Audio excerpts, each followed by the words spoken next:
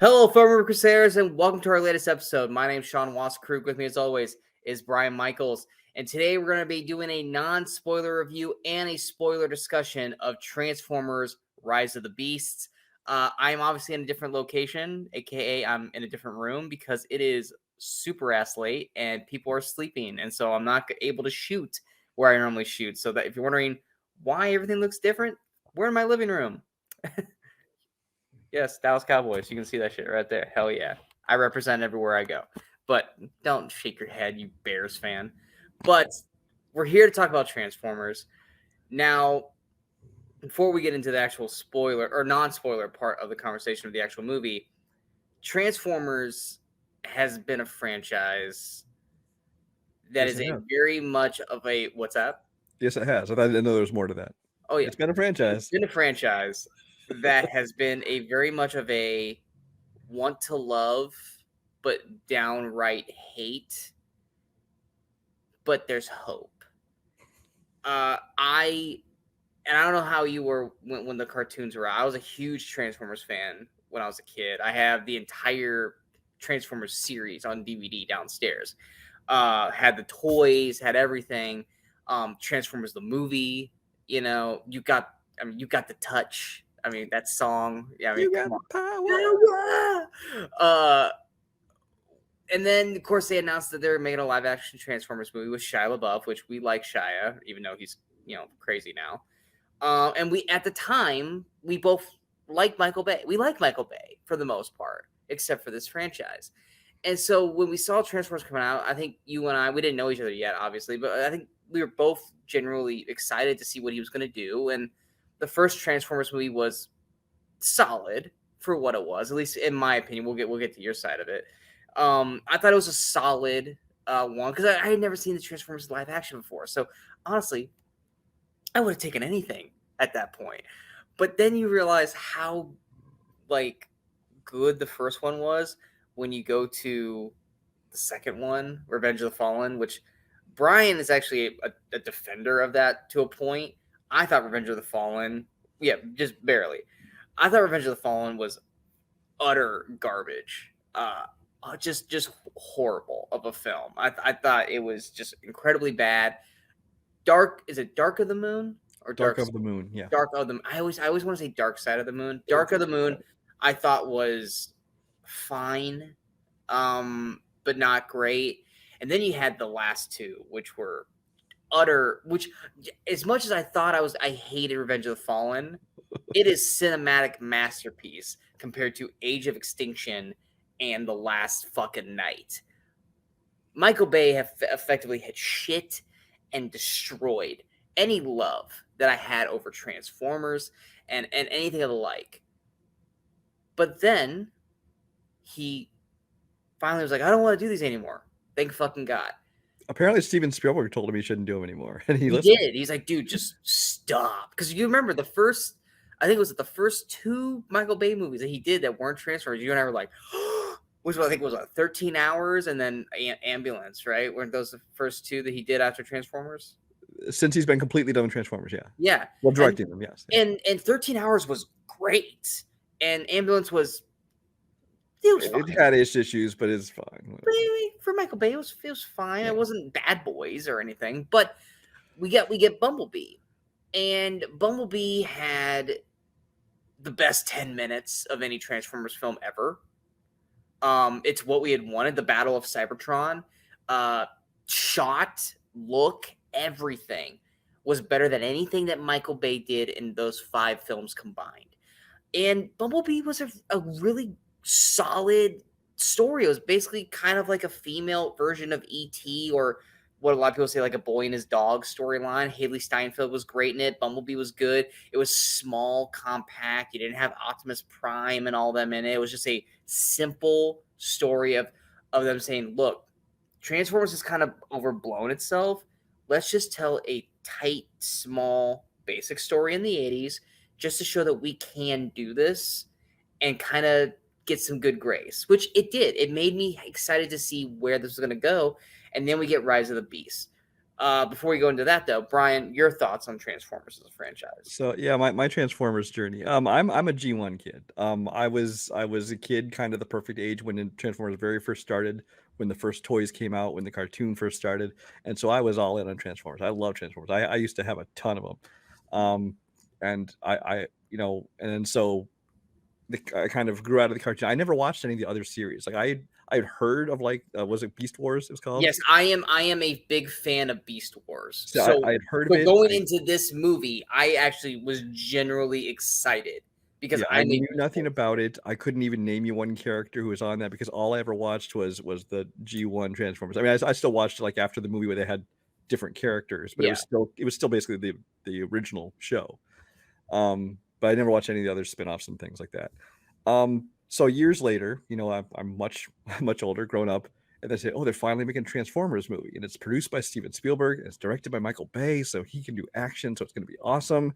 And I watched it, and I was really disappointed by it at first, because it got way too into way too much humans focus, and a lot of that was very slapsticky comedy focus. It wasn't even slapsticky. It was adolescent. It was just silly humor. Yeah. It was very, very like 13-year-old. And then when there was action, because of the design, largely because of the design of the robots. Yeah. It's like you couldn't half the time tell who was fighting who because it's like it was so instead of being like more close to the original designs, were just much simpler. Yeah. 2 and 3, I honestly feel like 1, 2, and 3 are equal to me. I think that none of them are great. I think none of them are awful. I think they're fine. They're fun to watch once in a while, whatever. Like you said, 4 and 5. 4 they're so drawn out and long and overblown and just chaotic and stuff. There's less comedy, but the action is even more, incomprehensible. And 5, did I see it in theaters? I think I did, but I think I fell asleep. Oh, you poor person! I knew better. But I think that movie took me like 3 tries to make it through. It's so long and so boring and so stupid. And so 5, the last night was horrible.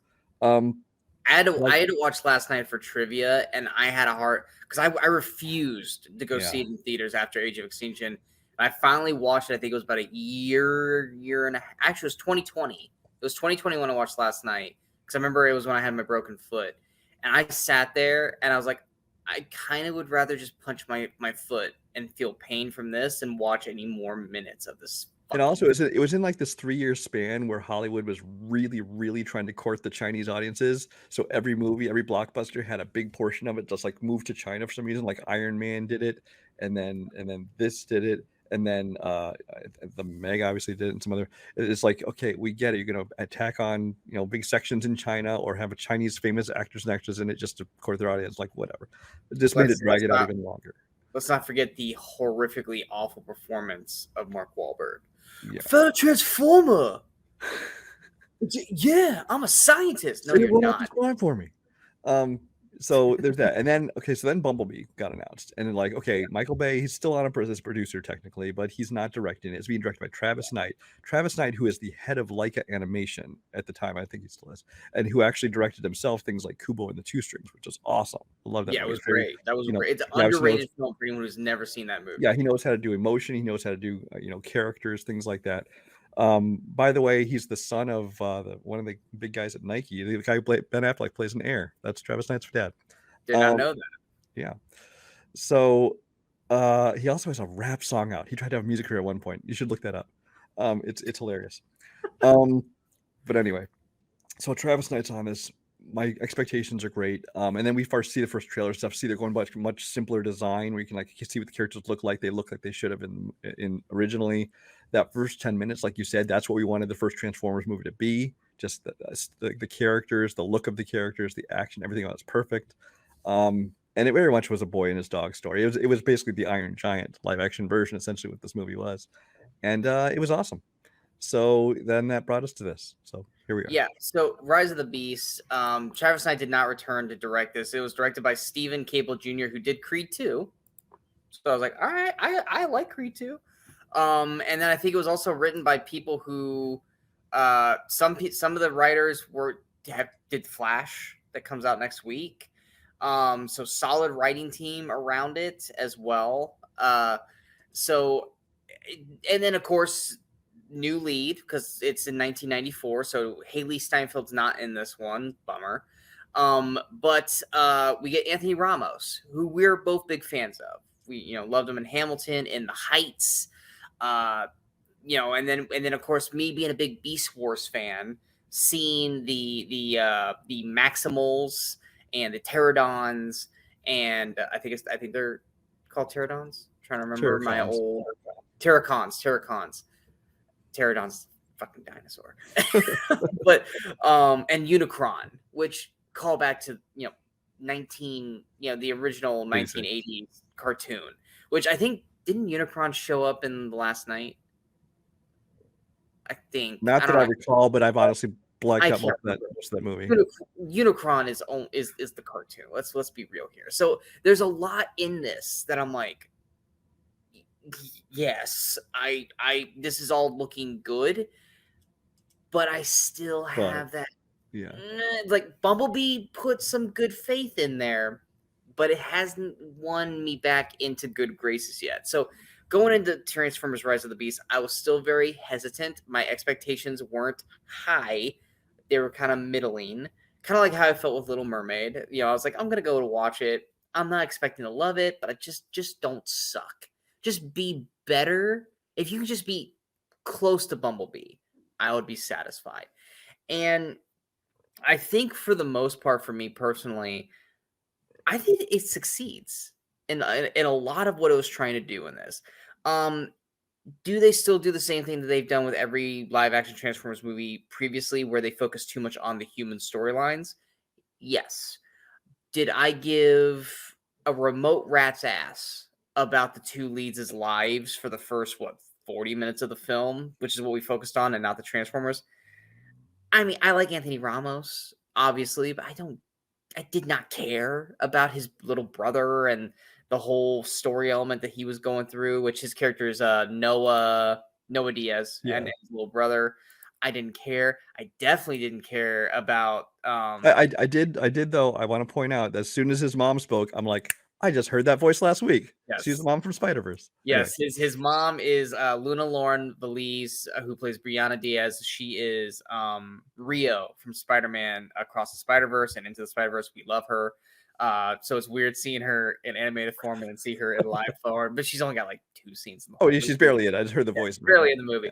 And then Dominic Fishback's Elena character, I really didn't give a crap about her character storyline.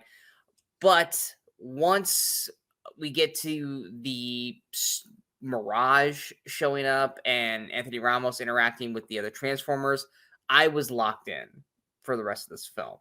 I think the one thing that I was really worried about coming into this was that Mirage was basically going to become the new Bumblebee, because obviously Bumblebee was because you have Optimus Prime. Optimus Prime's Optimus Prime. He's the Vin Diesel of the Transformer franchise. He's the figurehead, but 90% of the film he's a grumpy douche. And then he finally, like in the near the end of the second and third half, I'm Optimus Prime, and now we're all one. And it's like, okay, cool. We're family.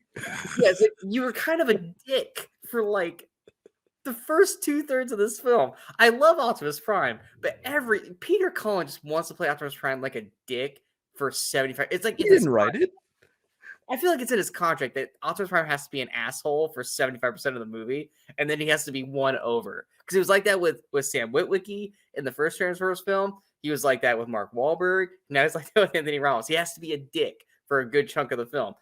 And Bumblebee was literally kind of the fan favorite through the original franchise. He was the one that connected with Sam. And then, of course, obviously Bumblebee, he was the focal point. But they wanted to make Mirage the new Bumblebee in this, which I'm not against that. Give another Transformer the light. It was Pete Davidson being casted as the voice of Mirage. I was like, I don't know if that's going to work, but I loved him. Pete Davidson as the voice of him, and this doesn't go to Pete Davidson so much as the writing again. He very much could have been just like the kind of cringy comic relief that you saw in 2 and 3. That's what I was worried about. Yeah, that's what that was going to be. But but it worked. He was great. Yeah. I loved him in it. There were so many, especially in the third act when we get to that one time. We'll talk more about it in the spoiler. I was like, I didn't. I mean, even though he's a robot, it's like I didn't know Pete Davidson had this kind of range to certain points, but he still had those jokes, where it's like the one point where Noah was like, "Screw this amount." He's like, "Dude, you were inside me," and I was like, Eee. I was like, but that's a total Pete Davidson joke, and I loved it. I loved it. I loved it. I loved it. And the crowd that I was with laughed their ass off. It. He's funny, and honestly, Mirage there was a great transformer in this movie. Bumblebee does take a back seat, but Bumblebee's still Bumblebee. You're gonna love Bumblebee regardless. I do think in terms of the character storyline, it is a continuation from Bumblebee because Bumblebee does make a recollection of Haley Steinfeld. He doesn't call her out by name, but he, The basically reference, like, acknowledges. just because one of them was good to you kind of thing, Yeah, yeah. He basically says, "Well, humans are my friends." Well, just because of one doesn't mean they're all good. Yeah. Do they? I think based what we have seen in this film, especially with this film, that because the thing with Bumblebee that you and I were having this discussion is Bumblebee still part of the original franchise, or are they starting over? And we couldn't really tell when Bumblebee happened. I do think now with Age of the Beasts, this is Right. something completely new because the storyline doesn't match up clearly for it to be connected to the original franchise. I I don't still disagree. I think it is one. know because if you remember from the first Transformers film, Optimus Prime lands on Earth and then takes the form of the tanker. Truck? Thank you, truck. My brain went to semi. Because remember, they come down, they crash land on Earth and start taking the forms of the cars. They can go back out at some point? Age they don't because they lost the thing. But in this, according to Optimus Prime in the movie, they have been on Earth for 7 years already at this point. And Right, because of it's Bumblebee when they yeah, exactly. So I think that this is officially actually starting a new franchise. I think they're abandoning the first 5 films, which fucking great. Good on you. So this is now officially in my brain a new franchise, which fantastic. Unicron, which was voiced by Coleman Domingo, who I love from everything that I've seen him in personally. Unicron he's a great villain, but you can't really use him too much because he's a fucking planet that eats planets. Like you really can't have him be out there. So you got to have a good number 2. And there's a lot of actual connections to this. I would say to Justice League with like Steppenwolf and Darkseid. And and he this felt to me in this movie, he felt to me like, Thanos in, like, the first Avengers, where Loki was actually the person to bring his army to Earth, and Thanos was out there kind of he was the one exactly. he was working for. And the Loki / Steppenwolf of this is Scourge, which to me I kept thinking of like Toy Story with the bad guy for Buzz. But he's voiced by Peter Dinklage. Did not hear that voice at all in the movie. Because you get the robot voice, just like I can't Yeah, tell. because they obviously adjust him. Like there's certain people who are in this, like Pete Davidson and Michelle Yeoh, who plays was it Air Razor, who's great in this, by the way. She was like, I was like, I'm loving that she's actually getting a lot of screen time in this. She gets more screen time than Optimus Primal, who I played by Ron Perlman, who I also thought was great in the movie. But yeah, Scourge, I think he's a solid bad guy. I mean, he's no Megatron, but I actually am glad we didn't get any Megatron in this because we need to kind of just not the same villain every freaking time, guys. But I do think the human story I didn't really care about. Anthony Ramos is good in the film. I mean, Anthony Ramos, when he gets into his groove, he works great in this film. Dominic Fishback, I felt like her performance was very uneven. Personally, I was like, they couldn't find somebody better than this, honestly. yeah, like I thought she was solid in It was Project Power. fine, but Yeah, it's just there were certain scenes where I was like, you could have given a little more there. I didn't really love her performance. I didn't really love her character that much. She has moments, but yeah, I was like, they could have found someone better for that role. You know, I I would love think to see in this is I don't even remember her name from Jurassic World Dominion. I would like to have seen her. She played oh the yeah, pilot. yeah. Yes. Blank on our name right now. But she actually, yeah, I think she would have been really good in this as well. Um DeWanda Wise. yes, Dawana I just Wise. happen to have this in front of me. So Why is that in front of you? never mind. Oh, ugh. Anyway, the designs of the Transformers, I do think it kind of tried to find a happy medium from the old franchise and Bumblebee. They don't look as like Bumblebee. But I still think they look great. I I, think they I think if I would say anything about this movie and kind of all aspects of this movie, honestly, is they found a great balance. yeah. They don't look as simple as in the simple beginning of Bumblebee, but they don't look as weird and complex as they do in the And other movies. The comedy is not as slapsticky as the first couple movies or silly or juvenile as first couple Transformers, yeah. but it's also uh, not gone and just has the chaotic action of the last couple movies. I think everything found a good balance in this movie.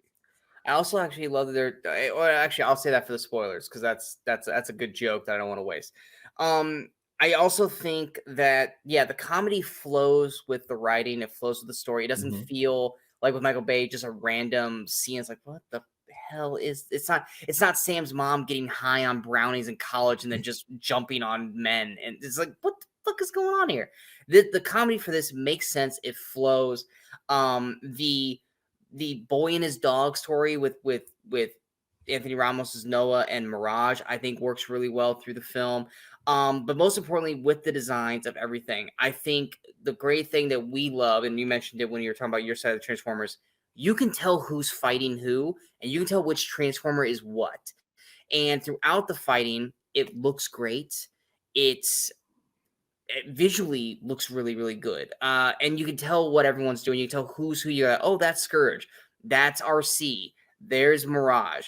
There's Optimus Primal. You know who the hell is who. Whereas in the old franchise, like I see I a bunch of gears. I'm not sure which person that is fighting who. Yeah. I caught a glimpse of blue and red, so that might be Optimus. I don't know. Like you can only tell Bumblebee because Bumblebee's bright fucking yellow. But in this, you can tell everyone who's fighting everyone. I think the Maximals in animal form looked fantastic. I think Optimus Primal looked What I amazing. want some explanation for, and maybe you know, having watched the original series, why do they have fur and feathers? It's not because like the other things are like all robot parts, but then they actually have actual fur and actual feathers. I'm like, why do they have those? I think that's from what the planet that they were at. Because you got to Okay. remember that they weren't on Earth, and I Well, haven't watched I don't Beast know why. Wars. Yeah, but they're still technically robots. I don't know, whatever.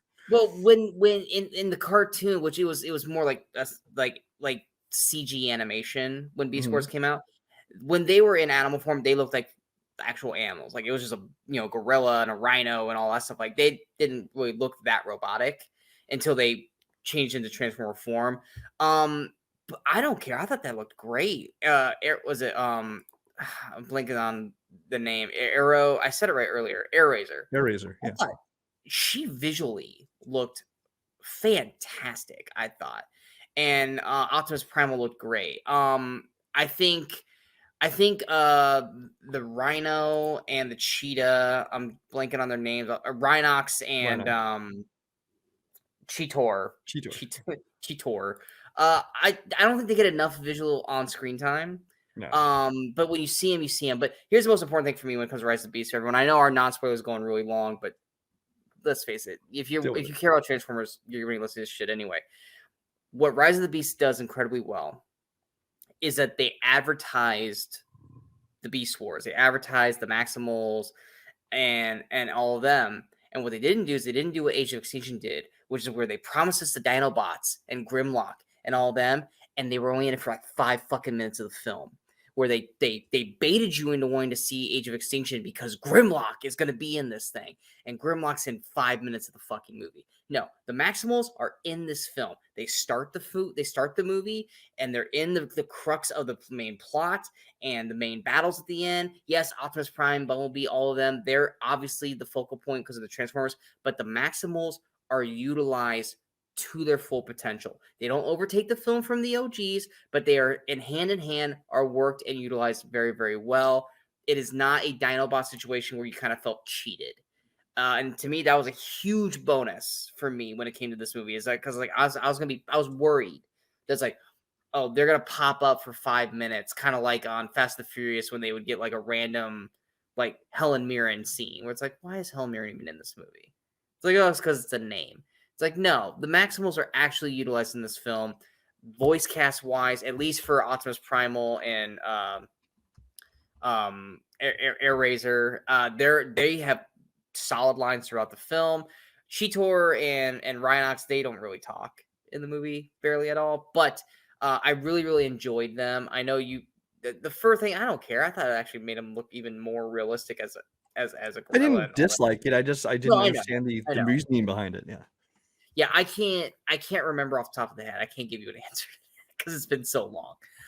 But I mean, how did you feel about the Maximals and the and everything? Well, again, I had no connection to them, so I thought they were fine. I mean, to me, it's like there's like the original Transformers, and they were they were cars and they were jets and things like that.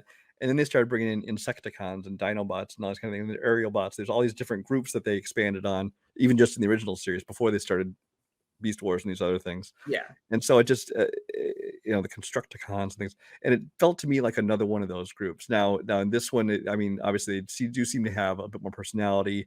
So I enjoyed it. They were fine, but to me, it's like having no connection to them. Really, I was just like didn't think anything more of them than I did anybody else. Yeah. But I thought like again, I think all the voices did a good job. I think that, like I said, especially Air Razor, she got to have a good part in this. So yeah. Yeah, and in the third act battle, probably the best Transformers action sequence outside of the 10 minutes of Outside Bumblebee. of that, yeah. Yeah, outside of the 10 minutes of Bumblebee, just because that was just nostalgia up, just fused into my brain. But in terms of at least for me, and I'll tie this into my final thoughts. In the third act, for anyone who has never seen the original film, the cartoon film, there's something that happens with a character that people are gonna go, "What the fuck is this?" That's a callback to the cartoon and to the cartoon movie, and I was like, "Oh shit, they're actually going there with that." I'm not mad at this. I actually think that's really, really cool, and we'll talk about that more in the spoiler. There is a bait and switch that I wasn't really a fan of.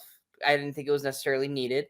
But the final third act battle I thought was fun. It was exciting, well written, well animated throughout. I mean, animated in terms of CGI. I think all that stuff looked great. The soundtrack in this, I thought There was some iffy CGI in this movie, though, I gotta say. it is, but I also kind of was chalking it up to more of they don't have the Michael Bay budget. Yeah. Michael Bay. That's why I even said in my Letterboxd review, I'm like, I don't know if maybe they had a bit smaller budget than usual, and I wouldn't say it looked bad. It's just there are points you're like, that doesn't look as good as Yeah, usual. they don't. They definitely they aren't using as much money as the Michael Bay budget, which means they actually probably will make a good chunk back. The '90s soundtrack I thought actually enhanced the film, especially in the third act with the during the action scenes. There's some needle drops in that third act, yeah. There's some needle drops. I was like, oh, this is so working. I'm loving this. There is a huge cliffhanger ending. Oh, I wouldn't call it a cliffhanger. I would call it a Tease. tease. We're not going to talk about it until we go into the spoiler. For me, it worked. I know I'm of mixed feelings on it. We'll see. you have mixed feelings, and we'll talk about when we go into the spoiler. Overall, for me, I feel like in terms of the Transformers franchise, I think Bumblebee is a more simplistic story. I think it's a stronger story because it is the boy and his dog or modern version of E.T. kind of situation. And with Haley Steinfeld acting behind it, she's a fantastic actress. I think that story is still the best Transformers story we've gotten. But as a Transformers movie, meaning full-on fighting, Autobots, everything like that, this is the best live-action Transformers film we've ever gotten. Yes, I don't care about the human character stories for the first act of the film, but once we got into the actual Transformers aspect of it and the fight sequences and the way everything looked and everything like that, I think this is the most Transformers-like film that we have gotten. And to me, exceeds at what I was trying to accomplish in terms of the Transformers. A human element, not so much. So for me, I'm going to give it a solid 80%. I think What works really, really fucking works. What doesn't work isn't bad, just didn't really care for it. What would you say you for your overall score? I gave it 3.5 stars out of 5 on Letterboxd, which for me is that's a good score. For a Transformers movie, that's a great score. Yeah. Yeah. So, but I agree with everything you said. I think that Bumblebee has the better story because it's a more personal kind of thing. But in terms of like getting that Transformers action kind of thing, as far as like Transformers the whole franchise action movie, I think this is probably my favorite one of the bunch. But by the end of this movie, and even with the tease at the end, it makes me excited for more. I actually want more Transformers now. Whereas with Michael Bay, I was like, you can stop. You don't need to do another one. Oh, we're gonna make 6 more of these. Please don't. With this, I was like, yes. If you're gonna keep it like this, if you're gonna have these kinds of directors and this kind of eye to what you're gonna do, I'm down for the next 10 of these. As long as you keep it like this. I think it, like I said, if you're a Transformers fan and you were iffy about this, or you're like, you know what, fuck Michael Bay's Transformers, I don't want to watch it. Trust me, we're with you on that. This is not that. If you were a Transformers fan or you want to be excited about Transformers, but you're iffy about going to this movie, check this one out. I think for the most part, you will not be disappointed. If you hate the Transformers, this is not going to change your mindset at all. But if you were a fan of Transformers who was burned by Michael Bay like we were, this is going to give you peace of mind like Bumblebee did. It's going to make you excited for the franchise going forward, especially with the tease. Like I said, Brian's got mixed feelings. I actually really, really liked it, which we're going to go into. So 2 positive reviews. Not something I was expecting from us going into this last week. I was like, it's probably going to be like, hey, it was okay. This is a positive review. Definitely check out Transformers Rise of the Beast. We hope you guys enjoyed the non-spoiler aspect of this review. If you guys did, go and hit that like, share, subscribe button to the channel so you guys stay up to date with all the latest videos pop up on the Movie Crusaders. Of course, follow us on social media as you see below. If you have not watched this movie, go away now. Go watch it. Get your feelings on it. Come back. We're now going to talk about the spoilers for everything. So here's your spoiler warning. 5, 4, 3, 2, 1. Okay. Let's go ahead and get the tease thing out of the way. I giving a little bit more of a brief second for people to get the fuck away. So here, I'll start. Let me just start with saying, when you go into the end, I saw they're going to additional scene. They go into additional. I'm like, am I going to get my Haley Steinfeld cameo? Because I'm like, I wanted her to show up in this movie because they never. We still don't have an explanation of why she's not with him anymore. Do we remember what? Well, he left her at the end of Bumblebee. I thought at the end they drove away in him. They went for one last ride. But then why would he never go back to her again? Why would he never see her again? I don't think necessarily that was the case. I think he just got called. He got called to go. But that's what I'm saying. Is like I was hoping that we get some, and I thought, well, maybe like she, whatever organization with, since she like has experience with him, they've like brought her in because now she could be a mechanic and everything. Who knows what she's doing? They would have to age her the fuck up because this is like what 10 years, 7 yeyears later. 7 years later, and it's been 5 years since that movie came out. So it could work out. It doesn't feel like it, but you're right. It was 2018. So I'm like, I knew there's a good chance he wouldn't have, but I'm like, I was hoping, and I wasn't expecting to have a role in the movie or anything. But I'm like, once I saw there was a post credits or mid credits scene, it's a mid credit, maybe let's have her show up. Like, no, it wasn't. So anyway, honestly, it would have been cool if she was a part of that final scene. That's what I'm saying. Yeah, like she would have been like down there, like when the big door thing opens. I would have been like, that would maybe even more like, oh, yeah. Well, that's why I kept looking in the background because I'm like trying to figure out like where they are. I'm like trying to figure out, is this like that sector? No, it wasn't. It that's what, sector. Was it Sector 7? Was that what they were? But they're like, don't like the Transformers, so obviously they wouldn't want to do that. Well, yeah, so I was like, so it can't be that. And then when he flips the card, I was just like, well, yeah, because that's what the whole time I was watching. I was like, is this how Sector 7 started? I was like, because I was like, I want to say it's Sector 7. It's Sector 7. But then he wouldn't join them because it was because Sector 7 is like basically anti-Transformers essentially. Well, for the most part, yeah. Because I was like, well, but you got to remember, by the end of this movie, I don't think this is connecting to the old franchise. So I was like, well, okay. I was like, I will argue that. I hope to God They good. wouldn't use You all know, the same actors and the same voice and the same looks of most of them. Peter Kind of. Cullen has been Optimus Prime forever. He ain't gonna stop. Who else is using the same voice? There's no other voice cast but Peter Cullen. But I mean, but Bumblebee is they're all it's clearly the same design. You know, I think. Anyway, moving on. Anyway, so I was wondering, it's like, oh, is this Sector 7? Okay, all right. Well, they're not showing the card. Why are they hiding it? I was like, we get it. They're Sector 7. And when he flips the card over and it says G.I. Joe, I'm like, oh shit.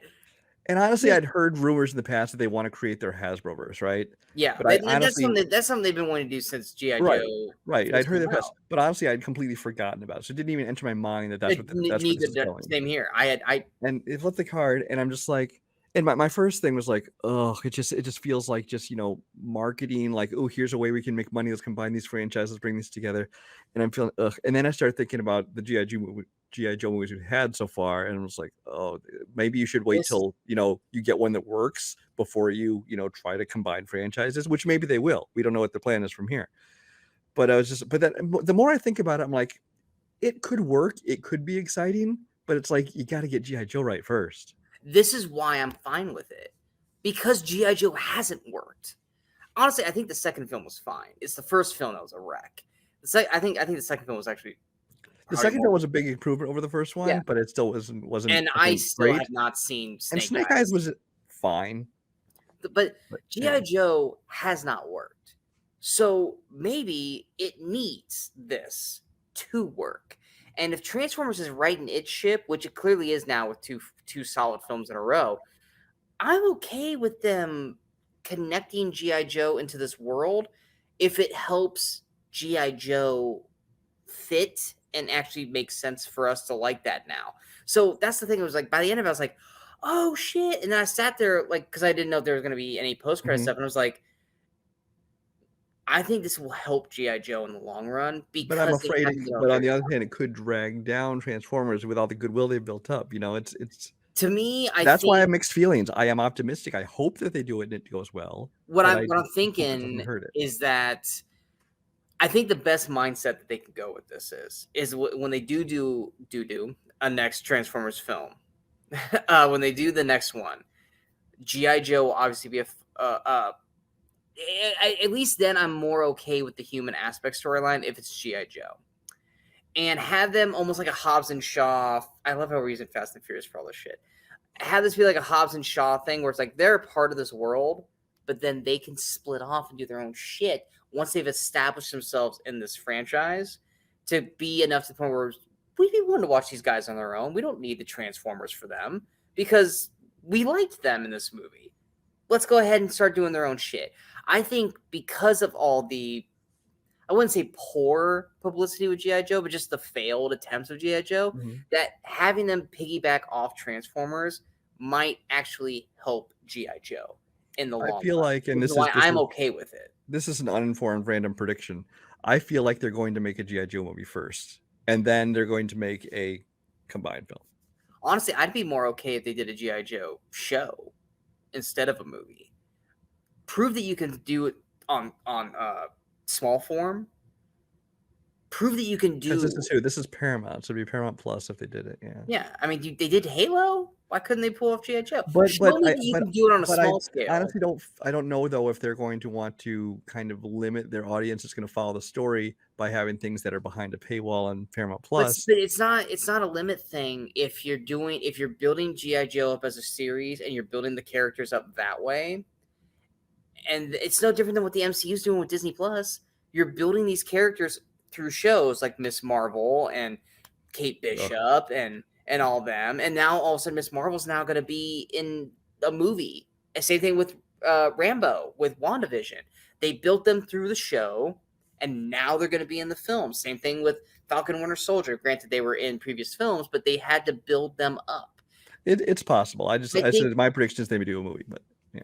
I think they need to build them up before they can just do another movie. Because if you just do another G.I. Joe movie, it's like, oh, okay, it's another G.I. Joe movie. But it's like, no, build it, and then get the characters built in so that when they show up in Transformers, you don't have to waste all that time divulging all that human storyline like we had to do with this. And even when Shia Shia and Megan Fox in the first one, but they were so boom, boom, boom, boom, boom, boom. Their human element didn't really bother me in the first film because they were going so quick. This one, they were, and I don't necessarily disagree with it, but they were going such slow beat with it that I was like, all right, let's go. But I'm fine with it as long as I care, and I just didn't care about it in this movie. It didn't make me dislike it, obviously. I just didn't give a shit, But I think the GI Joe thing is gonna, at the end of the day, is going to be helpful. I was happy when I saw it because I was like, the possibilities make me excited to see what's going to happen. I do want to mention about that scene, that mid-credit scene, is I felt like they kept like showing this guy, he's talking, his back's turned to him, like, oh, who is this guy? It's like, we're supposed to know who this guy is. He's going to turn around to be some big reveal, and they turn around and it's an actor we recognize, but it's like, oh, we have no idea who this is. It means nothing to us. I mean, I recognize him from House of Cards, so right, I was like, I've seen him in lots of stuff, but it's like it just felt like they were being very secret about who he was. Then he turns around like it's a big reveal, and you're like, I remember, okay, because here's where exactly where my brain was when the movie was ending, because like he goes back home, and I'm like, okay, but yes, he saved the world, but he still hasn't figured out his money issue. His brother's still fucking sick. It's like, did he forget about that? I was like, did they forget about this storyline? I was like, they couldn't have forgotten. Like, because like he's going for the job interview and he looks down at the TV and he sees that Elena, is it Elena? yeah, Elena. That she's like on 60 Minutes. It's like she's effectively, it's like, hey, he was there with you. Share the fucking wealth here. Like, give him something in return, because without him, you wouldn't even have been a part of this. And it's like he's going for a security job. I was like, that's not going to help with the money thing. Like, and then we got that. I was like, all right, well, because like, oh, we'll take care of your brother. He'll never have to worry again. And it's like, all right, cool. What about like actual pay?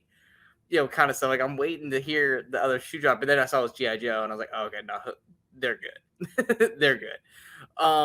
But the one thing in the third act that I was actually like, oh shit, they're actually going here, is when they gave him a Transformer suit. Because that happened in the cartoon movie. They gave the kid who was Witwicky. It wasn't Sam, but I can't remember what his first name was, but he was a Witwicky. They gave him a Transformer suit in that, and he fought in the final battles in the Transformers movie. So when they gave him a suit, I was like, if this had been like a Michael Bay one, I probably would have been mad at this. I probably would have been pissed off that you're doing this. But this is a callback to the original film. So I was like, all right, cool. Because you know what? I would argue the Transformers, the animated movie, is worse than all the Michael Bay ones, but that's just me. Oh, how dare you!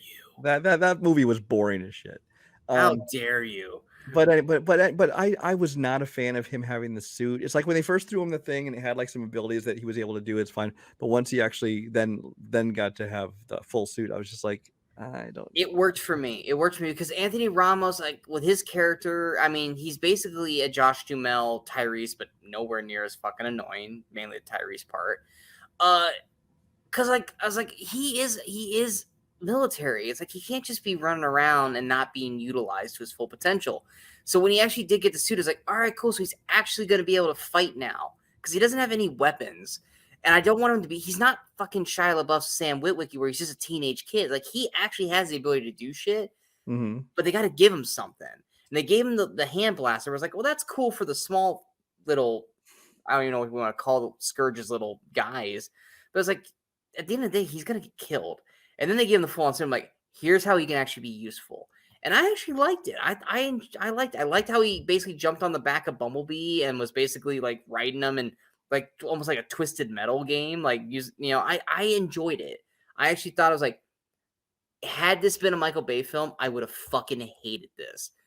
But for this movie, I think it worked and it's being utilized well. He's fighting back, but he's not necessarily winning in the way. He's just being an annoyance to Scourge. He's distracting Scourge enough so Elena can get the thing done. He's not killing Scourge. If he would have taken Scourge down one-on-one, then I'm like, okay, no, that's not going to happen.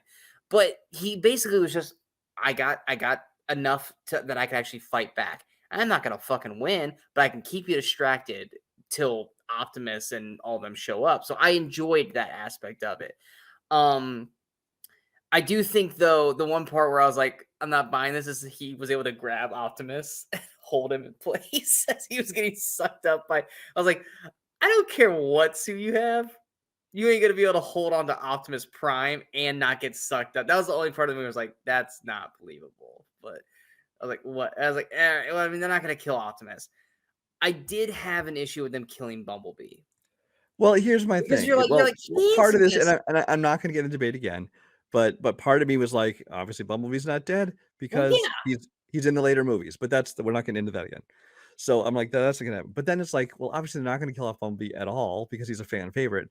And then exactly. they make a not at all subtle reference to, oh, the Energon can bring him back, but only if it's charged. Like, well, we know how that's going to happen then. Exactly, because I'm like, they kill him. I was like, well, because like at that point of the movie, I was still connecting him to the past franchise. So I Right. was like, well, clearly he's coming back because there's no way they're one, he's in the previous films, and two, you're not killing Bumblebee. Right. It's So, not but like they a bring him Marvel back, and the character. actual when they brought him back, I was like, okay, they're bringing him back. We saw this coming. But I gotta say, when he first jumps out of the plane, the helicopter, whatever, and that "Don't call it a comeback" starts, Yes, that's like the best needle drop. But then when he lands, and then he's like gives that "They Live" line about "I've come to chew bubble gum," like, I'm like, oh yes, my yes. crowd was I was cheering. wondering when he said that, I was like, I wonder if Brian liked this scene. I was like, he better have because I was like, Oh yeah, hell my crowd yeah. was cheering and laughing at that. Oh yeah, there was so my crowd. I didn't have a big crowd in there, but Well, they I got to see a screening on Wednesday night, one of the early access things in yeah. Adobe Cinema, and my crowd was great. It was packed, like, it was pretty much sold out. I had one kid that would not shut the fuck up through the Oh, entire film. Every quiet moment, wait, hey, wait. I'm like, shut up, dude. Like, you're not even probably watching this movie. You're just being loud to be loud. Sean needs But to move because every movie he goes to, he has bad crowds down oh, there. this was a different theater too. This was not even the same damn theater. Hmm. But the crowd cheered when Optimus killed Scourge. Like actually actively out loud cheer. I was like, all right. You know what I mean? I don't think this is an Avengers moment to cheer, but all right, if you guys are cheering for this, great.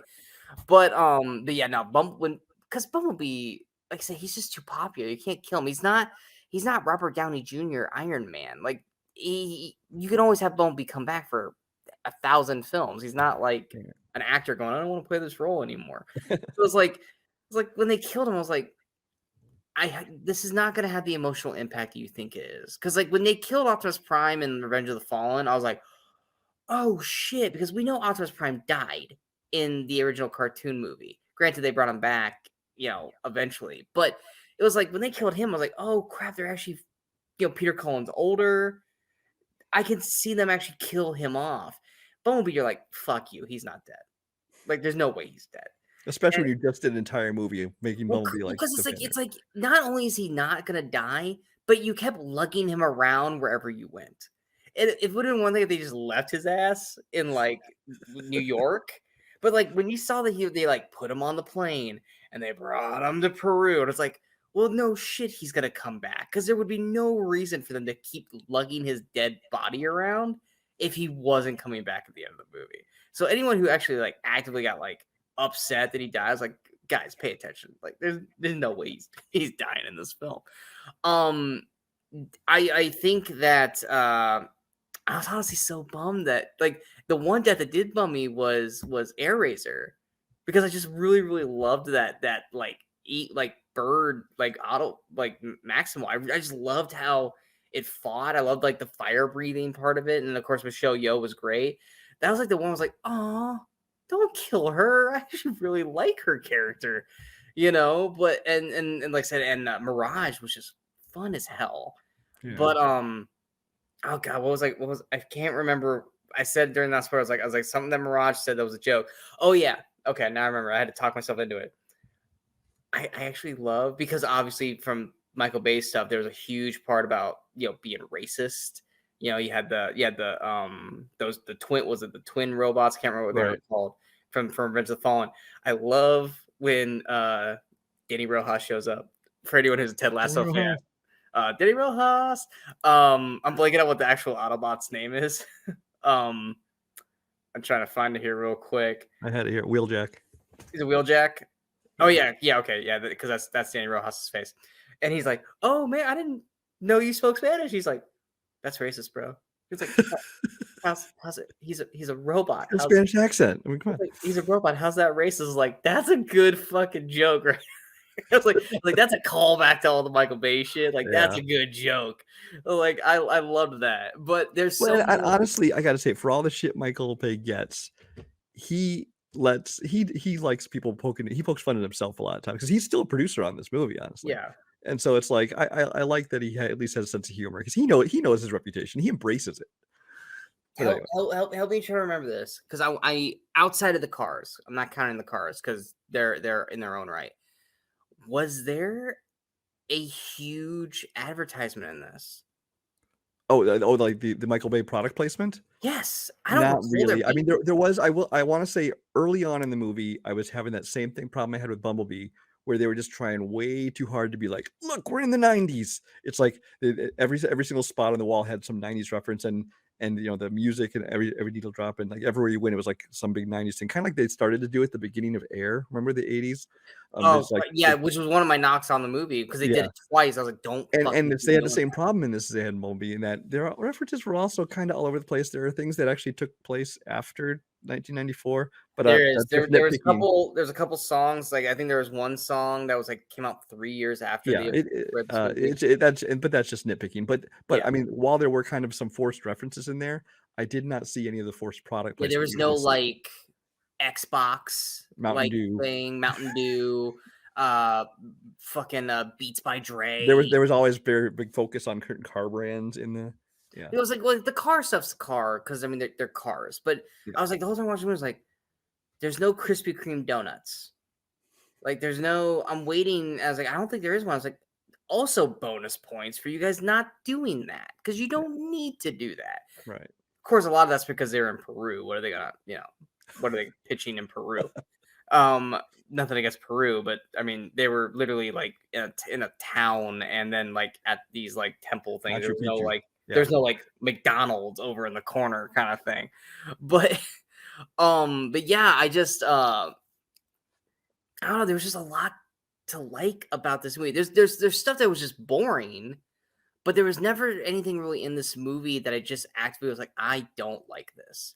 Except for probably them killing Bumblebee, because I'm like, really? Don't do that. Don't do that. But for the most part, I think everything that they were accessing or trying to do, I was all about. I liked Scourge. I do think they probably could have done a little more to make it sound like Peter Dinklage, though. Um, I thought Scourge sounded a little wimpy, to be honest with you.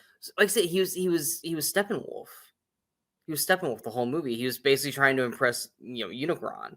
And every time he fucked up, Unicron kind of, like beat his ass in a weird, like telepathic way Yeah. kind of thing. But I mean, but he was I like the fighting style of him. I like that he like I don't remember what the gorilla was at the very beginning. I can't remember what his name was.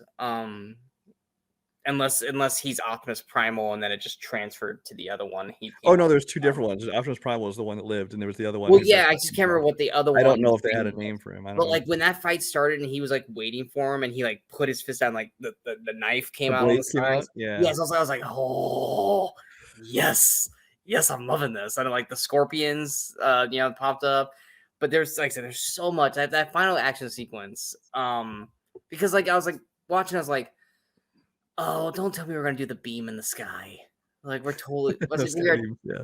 I was like, wait, it's Unicron. Like you almost have to do the It beam was in the still sky. kind of sky beams, so yeah, Like yeah. you almost have to because how's Unicron gonna come I through? want to say just It's very much Battle of New York where they're trying to come through, but it was in Peru, so at least you but I didn't have want to like say all though, these people. going back to New York, um, I liked that because I was like they first activated that thing. There's a big sky beam in the air. I'm like, please tell me how the rest of the city isn't going. Hey, what the fuck is that? Yes, But then they did. They explained that the humans can't see it. It's like the yeah, it was spectrum like of a whatever different it's on. frequency or Yeah, something.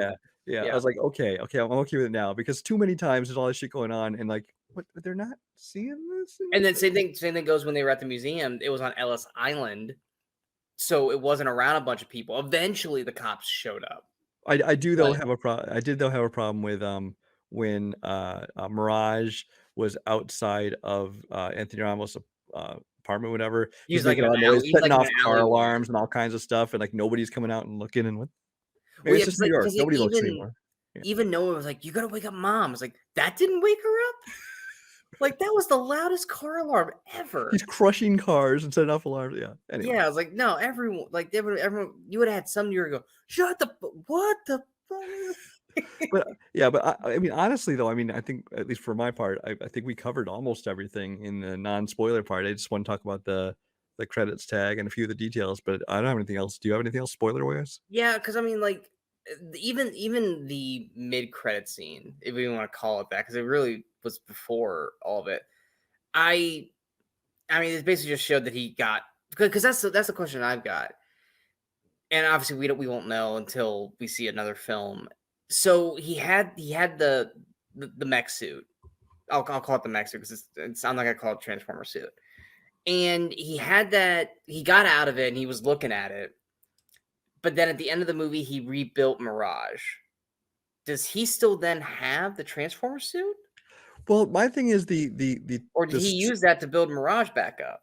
well, that's just it. Is because Mirage gave him the little hand thing, which gave him like some ability communication and some lights and then some things like that. But then went some weaponry. But the actual mech suit, Mirage basically gave him part of himself. He used his own pieces He to make that basically mech suit almost. I for think him. he almost basically used his whole He body. used yeah, pretty much his whole self. So Yeah. I'm pretty sure that he had to use that. So I don't think he has a mech suit. I think he put that one back into Mirage. Because that's the thing I was wondering about. So I was just like, okay, so did he just give up his entire Yeah, fighting thing? But so I mean, if he's gonna join GI Joe, he probably doesn't need it.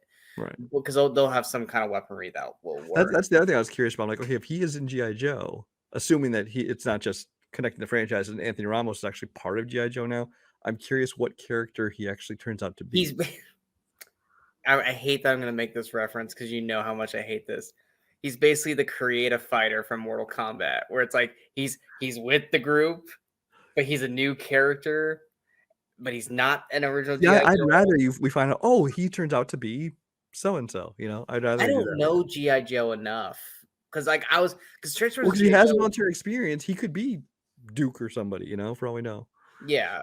But what I don't want is when you see his like, which you see his tags in the very beginning of the movie, but you didn't turn around and it actually said Duke on it. I was like, oh, don't do that. He's Don't. more of a Flint, I guess. Anyway.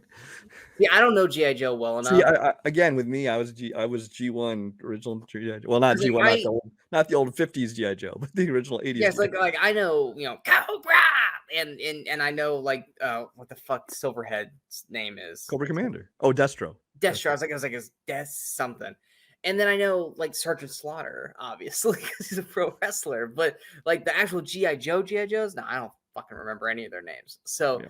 I don't know who he would be in it. But if we're continuing with Bumblebee, John Cena should totally be in GI Joe because he's already in the world. And like I said, you don't have to age anybody because the movie was 5 years ago, and this is only a 7-year jump. So And plus, I mean, John Cena's losing his hair, so you kind of get it'll fit. Sure.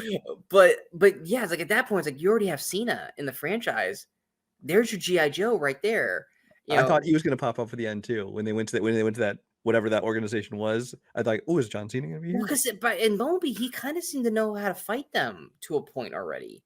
So it's one of those things where it's like he probably might be a branch of GI Joe. He might already be GI Joe, but they just weren't GI Joe yet. Or they didn't just outright call themselves GI Joe at that point because it's Haley Steinfeld, civilian. They're not going to call themselves GI Joe to people. But we might already be Right. been building. They had a name. What was John I can't Cena? remember. I didn't watch Bumblebee again before seeing this. But it's one of those things where it's like they might have already been building this in without us realizing it, and they just finally decided to drop it at the end of this movie. Because if you are going to create GI Joe and you're not going to utilize John Cena after Bumblebee, what are you doing? Unless he just doesn't want to do it. Yeah, he was part of Sector 7, Sector 7 military officer. Which I mean, they might have just Sector 7 could end up becoming GI Joe to a point. But I don't. But I was like, you can't do GI Joe and not have John Cena, who's already in the franchise, not be a part of GI Joe. I mean, because he could be Duke. I can't remember what his character name was in in the movie. It wasn't Duke though. I know that Oh, in much. Bumblebee, he was Agent Burns. Yes, I mean we don't know what his first name is, but I know Duke's last name is not Burns. I know that much. Well, his first name was Agent. Sorry, Agent. wrong movie. Wrong franchise. Hey, I knew that reference. But yeah, like I said, at the end of the day, like I said, it's one of my more surprising films because we had such low expectations going in. It's not going to be in my top 10 for the year, obviously, but in terms of surprising, it's definitely we are 3 weeks away from shooting the half year review. It's going to be in my most surprising because I literally went in with like, oh God, don't suck, and go, I was actually really happy with what I saw here. You know, I don't think it'll make mine only because I think Bumblebee restored my faith enough that I'm like, okay, they're going in the right direction now, and they've learned lessons. I still was worried because we were going back to a big landscape Transformers film instead of. So I mean, I was cautiously optimistic though. So I was like, while I was like, they could fuck this up, I was like, still had hope. So I won't call myself surprised. But anyway. I was definitely surprised by it by the end of the day because I remember watching that third act and just going, I'm loving all this. Like I love everything that I'm seeing here. So it was a surprise for me in the best way possible. I think that about covers it. We hope you guys enjoyed the spoiler chat. I mean, we went over as well. I do want to say this because this has been eating at me all week. If you guys watched the Spider-Verse review, we did a shitty job of. We didn't talk about Miles barely at all in that spoiler review. We did not talk about his arc at all. We talked about everyone else but Miles in that thing. Because I literally was like going back and I was like, oh shit. Well, Miles to me is kind of the least interesting part of the movie, but that's just me. I disagree, but I was like, we did not talk about Miles at all. I was like, holy crap, how did we drop the ball on that? We didn't talk about the main character at all in the movie because we were so excited about everything else that we completely abandoned Miles. So I apologize for that, Brian. Don't care. I apologize for that because that's been eating at me all fucking week. That I was like, man, we did not do a good enough job on. But that review was already too long. But we hope you guys enjoyed the spoiler discussion of Transformers: Rise of the Beast. Let us know. Did you like the movie? What were your thoughts? Did it exceed your expectations? Does it put faith back in the Transformers franchise for you guys, or did you guys still think it sucked like the Michael Bay movies? Which I hope to God that's not the case. Like I said with the non-spoiler part, hit that like, share, subscribe to the channel. Let us know your thoughts on the movie. Coming up next. We'll have this week's episode of the Weekly Crusaders where we talk about 2 movies that came out during this week in movie history. We did finally decide what movies we were going to watch and discuss. Brian's doing would you call it a crime drama, crime thriller? It's kind of an action crime thriller, yeah, I guess. Yeah, and then mine is a early 2000s indie comedy that did not even go to theaters. It was straight to video. But it's got a certain cast member in it from his younger days that everyone loves today. So those are our movies that we're going to be talking about for the Weekly Crusaders. Next week, we'll be back again for another spoiler discussion for The Flash, because I'm sure there's going to be a ton to talk about when it comes to that. So we'll have a review for that. Extraction 2 also comes out this coming Extraction Friday. 2 comes out that day. Elemental comes out that day, and The Blackening comes out that day. What was that? Oh, The Blackening. I was like, what was that? Definitely we'll have a review for Extraction 2. We'll definitely have a review for The Flash. The Blackening, as much as I want to see it, I'm just not want to go see that in theaters because I don't want to offend people by laughing at the wrong jokes. I'm not sure I want to see it in theaters because I want to be able to hear the movie. But anyway. Yeah. No comment. No. This is not just me. This is how they're marketing the movie. That is true. The trailer literally is showing people just being loud. They're making it look. The trailers make me not want to see it in theaters. I am excited to see that movie, but I'm willing to wait to see that movie when I can watch it at home. And then Elemental. It's a Pixar I'll see film. it eventually. I'm not in a rush. I'm not in a rush to see it in theaters. I'll probably wait till it pops on like Disney Plus in like 2 months and watch it then. But definitely Flash and Extraction 2, which looks awesome compared to the first film. We're definitely gonna be watching that.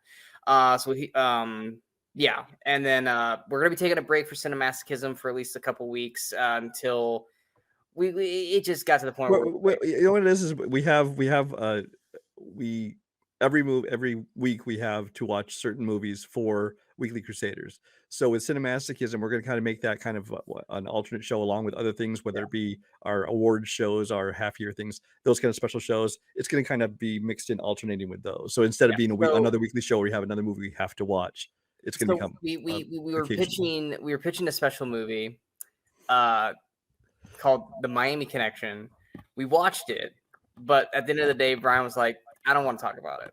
So Brian maybe watched this shitty ass film for no It wasn't even didn't want to talk about this movie. It's kind of the thing with the Cinemasochism. I decided we wanted to back off and stop trying to do it every Yeah. single week. But it's like it was fun. It was fun to watch with you. It was a fever dream of a movie. It was weird as hell. It was not a good film, but it was also a great cinemasochism movie in a way.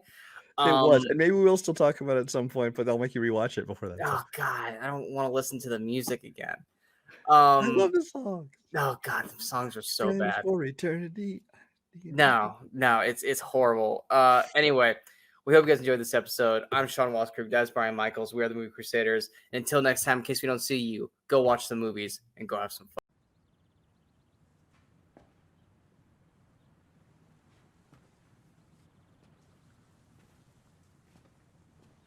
You're still here. It's over. Go home.